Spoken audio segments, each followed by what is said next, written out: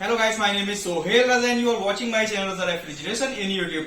सो guys, आज की video में आपको बताने वाला हूँ, अगर आपके पास डाइकिन का स्प्लिट एसी और उसमें कूलिंग की प्रॉब्लम हो रही है, एसी चल रहा है लेकिन आपको पसीने आ रहे हैं, एयर थ्रो भी अच्छे से नहीं आ पा रहा है, एयर थ्रो में थोड़ी कटिंग का साउंड आ रहा है, आपकी मशीन वाइब्रेशन कर रही है और पानी लीकेज की भी समस्या है, तो ये सारी समस्या आपको इस वीडियो में सॉल्व करते हुए दिखेगी। और आपसे मेरा रिक्वेस्ट है कि आप अगर अपने घर में सर्विसिंग कराएं तो अपने एसी को पंप डाउन करके सर्विसिंग कराएं। पंप डाउन का फायदा गाइस ये होगा कि आपके एसी बिल्कुल नई जैसे नई कंडीशन में काम करेगी और पावर कंजप्शन भी बहुत कम हो जाएगा। तो इस वीडियो में आपको पता चलेगा। चलिए वीडियो को शुरू करते हैं, लेकिन उससे पहले मैं आपको बताना चाहता हूं कि अभी तक आपने मेरे यूट्यूब चैनल रजा रेफ्रिजरेशन को सब्सक्राइब नहीं किया तो प्लीज जाइए सब्सक्राइब करिए और बेल आइकन जरूर दबाइए ताकि लेटेस्ट वीडियो की नोटिफिकेशन होगी आप तक जल्द से जल्द पहुंच को। और अगर आपको कुछ दिक्कत है, फ्रिज जैसी वॉशिंग मशीन में कुछ प्रॉब्लम है या आपको कुछ सजेशन है या आप मुझसे कुछ बात करना चाहते हो तो आप मुझे इंस्टाग्राम में फॉलो कर सकते हैं। इंस्टाग्राम की लिंक मैंने अपने डिस्क्रिप्शन में दी हुई है।